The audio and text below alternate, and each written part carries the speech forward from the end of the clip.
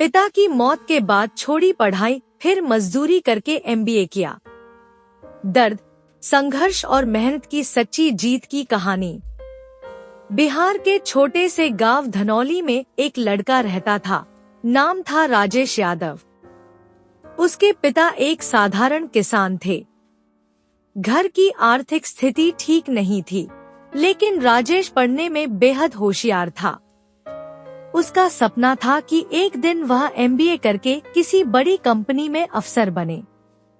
राजेश के पिता दिन रात मेहनत करते थे ताकि उनका बेटा पढ़ सके, लेकिन किस्मत को कुछ और ही मंजूर था।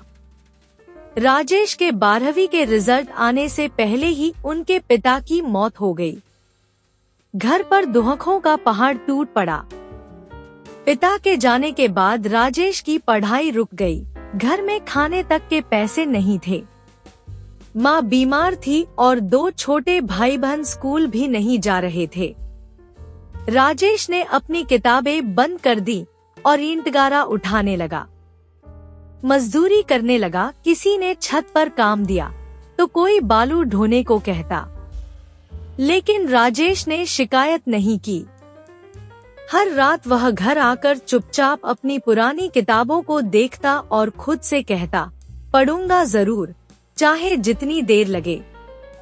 करीब 2 साल मजदूरी के बाद एक दिन गांव में एक एनजीओ आया जो गरीब बच्चों को छात्रवृत्ति देता था। राजेश ने खुद जाकर आवेदन किया और उसके मेहनत और हिम्मत को देखकर उसे छात्रवृत्ति मिल गई। फिर शुरू हुआ उसका असली संघर्ष। सुबह कॉलेज, शाम ट्यूशन और रात को पार्ट टाइम जॉब। उसने दिन को दिन नहीं समझा, रात को रात नहीं। कई बार खाना नहीं मिलता था तो सिर्फ पानी पीकर सो जाता, लेकिन हार नहीं मानी। 4 साल की कड़ी मेहनत के बाद राजेश ने एमबीए पूरा किया और टॉप किया।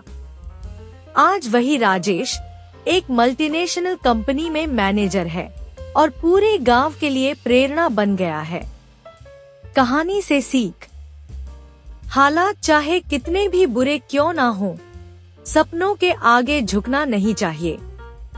मेहनत करने वालों की कभी हार नहीं होती।